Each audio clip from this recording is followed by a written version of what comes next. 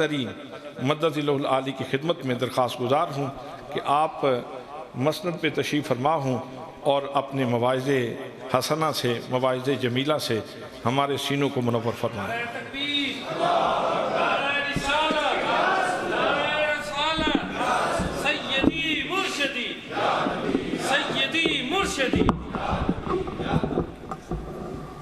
تشریف رکھیں۔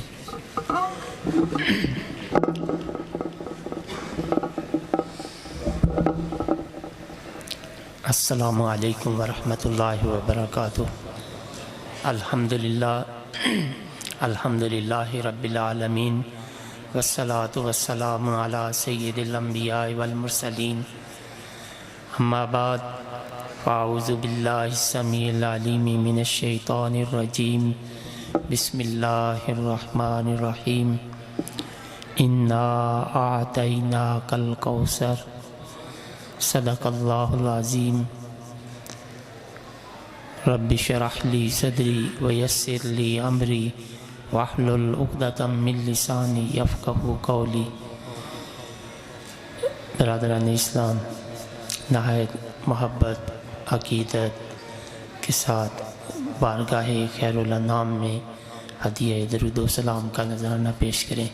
الصلاۃ والسلام علیک یا سیدی یا رسول اللہ، الصلاۃ والسلام علیک یا حبیب اللہ، الصلاۃ والسلام علیک یا رحمۃ للعالمین، الصلاۃ والسلام علیک یا خاتم النبیین، والحمد للہ رب العالمین۔ معزز و محتشم حضرت پیر محمد اسلم رضوی صاحب دامت برکاتہم العالیہ،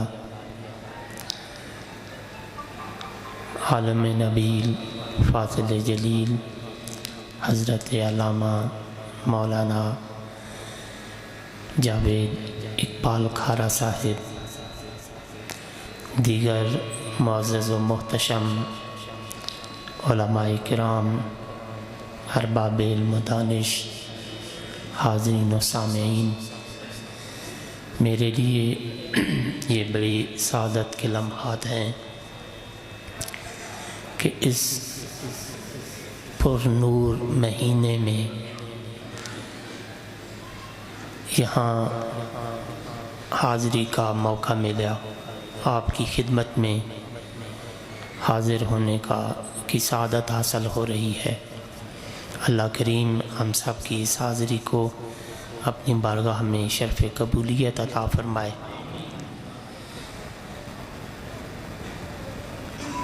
حضرت علامہ مولانا جاوید اقبال کھارا صاحب نے بڑی خوبصورت بزم سجائی ہوئی ہے۔ یہ علم قدا، یہ حکمت قدا جو انہوں نے یہاں سجا رکھا ہے، اللہ کریم اس میں مزید برکتیں اور اضافہ فرمائے۔ آج کتنے بچے؟ 3 رشید سے 4 یہاں سے جا رہے ہیں، اور حدیث کے لیے 7 اور 4 وفات 11 7 علماء دین اور 11 حفاظ قرآن فراغت حاصل کر رہے ہیں، اور کل انشاءاللہ یہ 700 ہو جائیں گے انشاءاللہ، کیونکہ جو لوگ اخلاص کے ساتھ اس کے دین کی راہ کو اپناتے ہیں، وہ کریم، وہ لجپال، پھر ان کی پیٹھ نہیں لگنے دیتا، پھر ان کو کمی نہیں آنے دیتا۔ صرف اخلاص یہ شرط ہے۔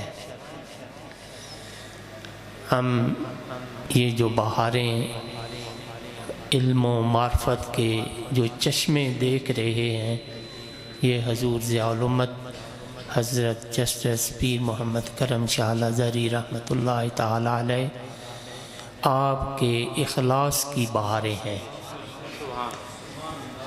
کہ آپ نے ہمیشہ خود بھی اخلاص اپنایا اور اپنے تمام ماننے والوں کو بھی اخلاص کا درس دیا کہ تم جو کام کرو وہ کام اللہ کی رضا کے لیے ہونا چاہیے۔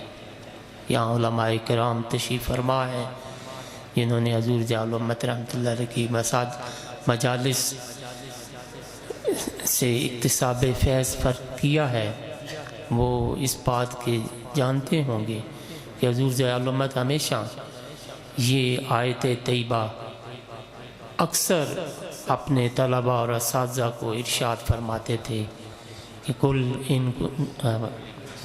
ان صلاتی و نسکی و محیای و مماتی للہ رب العالمین، کہ اے محبوب صلی اللہ علیہ وسلم فرما دیجئے میری نمازیں، میری زندگی، میرا جینا، میرا مرنا، یہ سب کس کے لیے ہے؟ اس وحدہ لا شریک کے لیے۔ اور آپ حضور ضیاء الامت رحمۃ اللہ تعالیٰ علیہ ہمیں بھی یہ ارشاد فرمایا کرتے تھے کہ تم میری خدمت کرو تو تب بھی میری خوشی ذہن میں نہ رکھنا، بلکہ تم یہ کہنا کہ ہم اپنے والد، اپنے استاذ کی خدمت کر رہے ہیں تو کس کے لیے؟ اللہ کی رضا کے لیے۔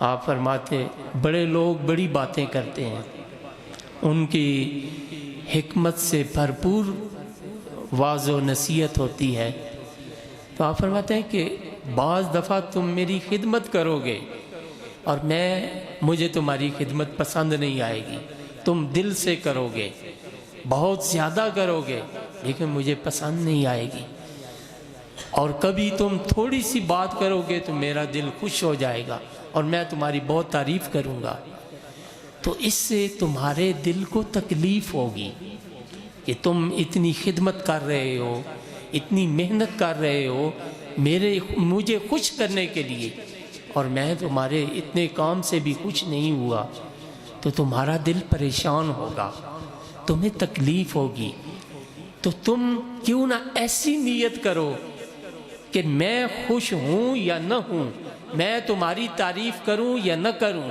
میں تمہاری قدردانی کروں یا نہ کروں، لیکن تمہیں پتہ ہوگا کہ تم جس کی رضا کے لیے یہ کام کر رہے ہو وہ خوش ہے۔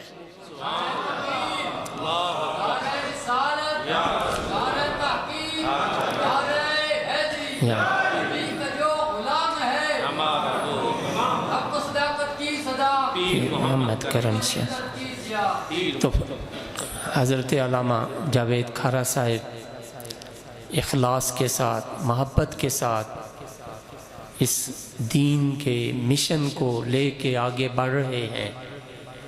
انشاءاللہ ان کا اخلاص، ان کی یہ ساری محنتیں کبھی رائے گاں نہیں ہوں گی۔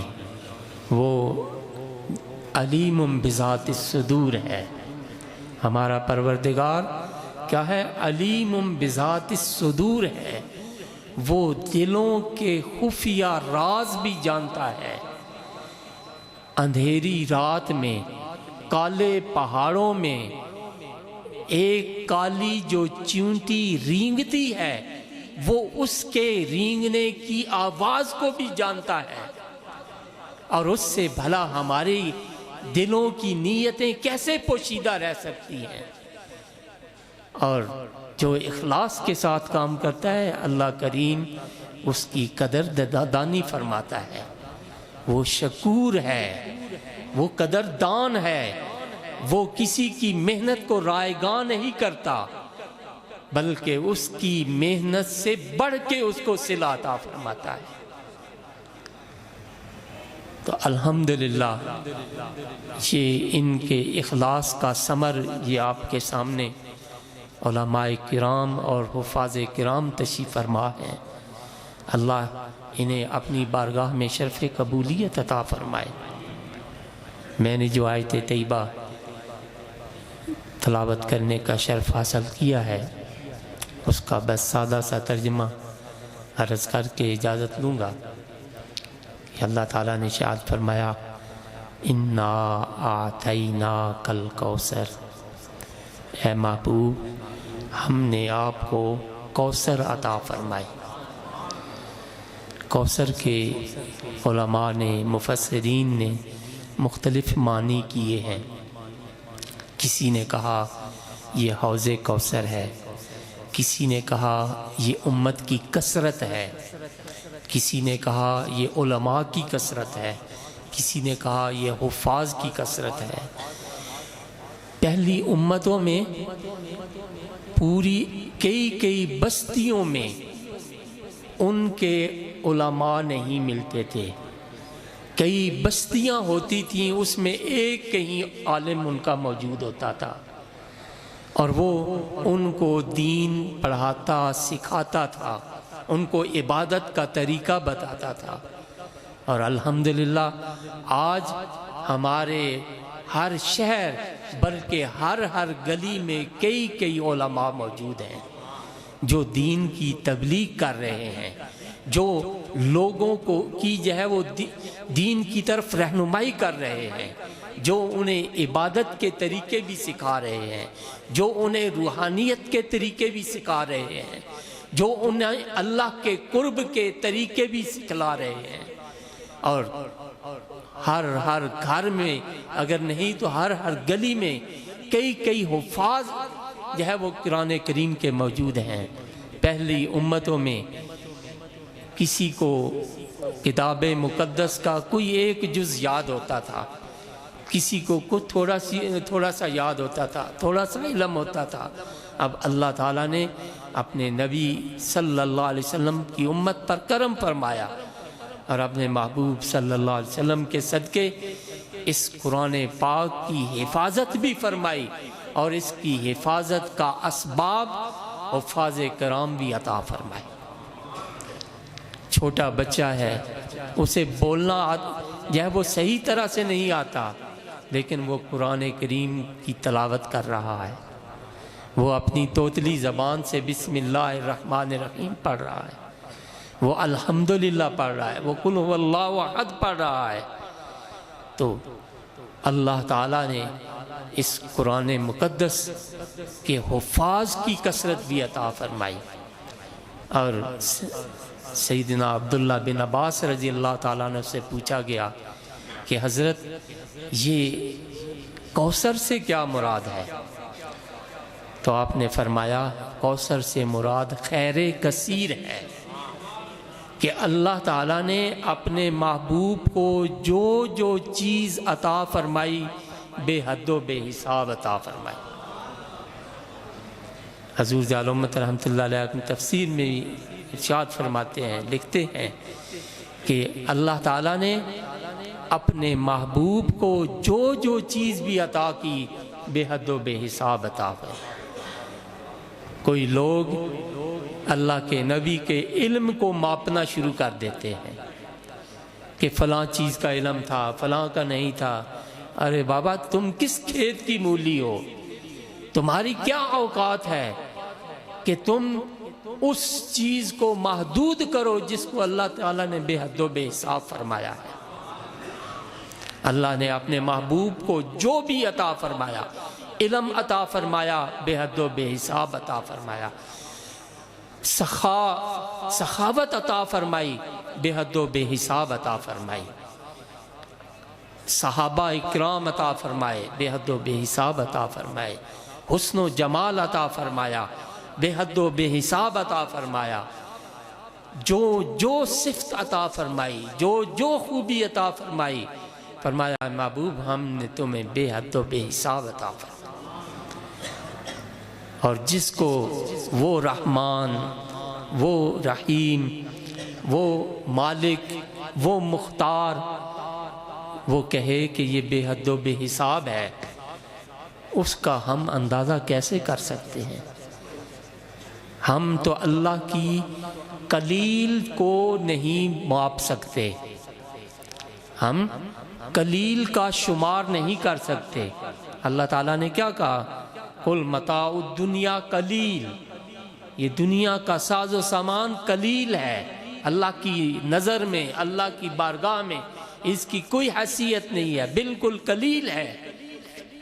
اور کیا ہم اس دنیا کے میں جو اللہ کی نعمتیں ہیں کیا ہم اس کا شمار کر سکتے ہیں؟ نہیں کر سکتے۔ کیا ہم ملک پاکستان میں جو اللہ کی نعمتیں ہیں ان کا شمار کر سکتے ہیں؟ نہیں کر سکتے۔ ہم اس وادی سون میں، اس نوشہرہ شہر میں جو اللہ کی رحمتیں، برکتیں اور اس کی نعمتیں ہیں کیا ہم اس کا شمار کر سکتے ہیں؟ نہیں کر سکتے۔ ہر چیز کو چھوڑیے، انسان اگر اپنے وجود پر نظر کرے تو وہ اپنے وجود میں جو اللہ کی نعمتیں ہیں ان کا بھی شمار نہیں کر سکتا، تو جس کو اللہ نے قلیل فرمایا ہم اس کا بھی شمار نہیں کر سکتے، اور جس کو اللہ تعالیٰ نے کثیر نہیں فرمایا، اکثر نہیں فرمایا، بلکہ کیا فرمایا؟ کوثر فرمایا، ہم اس کا کیسے حساب کر سکتے ہیں؟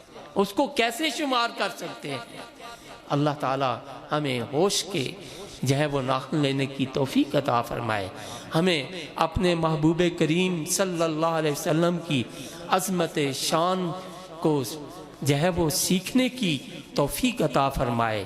اللہ کریم ہمیں اپنے محبوب کریم صلی اللہ علیہ وآلہ وسلم کی سنت طیبہ پر عمل کرنے کی توفیق عطا فرمائے۔ برادران اسلام، ایک حضور جالومت رحمۃ اللہ علیہ ایک آخری بات آپ فرماتے تھے کہ یہ جو کسی جگہ پر دینی ادارے ہوتے ہیں یہ اس علاقے کی مغفرت کا باعث بن جاتے ہیں، کیونکہ ہر شہر میں گناہ بھی ہو رہے ہوتے ہیں، کہیں کوئی گناہ ہو رہا ہوتا ہے، کہیں جھوٹ بولا جا رہا ہوتا ہے، کہیں ماپ تول میں کمی کی جا رہی ہوتی، کسی پہ ظلم کیا جا رہا ہوتا ہے، کسی کا حق غصب کیا جا رہا ہوتا ہے۔ تو فرمایا یہ جو دینی ادارے ہیں یہ اللہ کریم جس علاقے میں بناتا ہے ان علاقے کے لوگوں کی مغفرت کا باعث بنا دیتا ہے، ان کی خطاؤں کی بخشش کا باعث بنا دیتا ہے۔ اس لیے ان اداروں کے ساتھ تعاون کریں تاکہ اللہ تعالیٰ آپ پر بھی اپنی مغفرت اور بخشش کا جو ہے وہ می برسائے۔ وآخر دعوانا ان الحمدللہ رب العالمین۔ آپ دعا کریں۔